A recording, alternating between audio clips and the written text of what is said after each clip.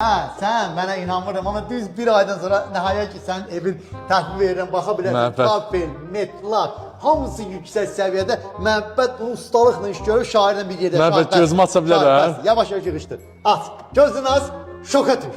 Nətardı? Nətardı? Məhəbbət görür buranın nətər iskustvinli işdir. Neyləmişsiniz siz? Ay, çox gül kimi remont eləmişik. Ha, bura haradır?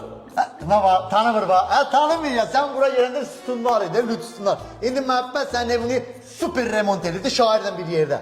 Ha, o demirəm. Ne deyirsən ben? Bura neçəci mənzildir? 42. Mən mənzil neçədir? 44.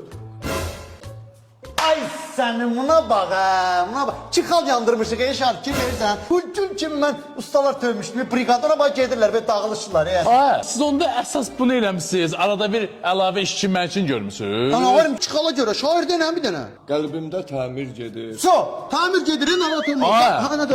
Təmir bunun qəlbində gedir. Mənim evimdə də bax gedəcək Ha, təmir. anatomi brigadan qaytarım senin evini 2 günə. 2 günə? Ha. Dəqiq mən. Dakikai narahatıma söz verin, Məhəbbət deyim, Məhəbbətin sözü bozduqdur. Məhəbbət sözü... Getdi, ha? Məhəbbət,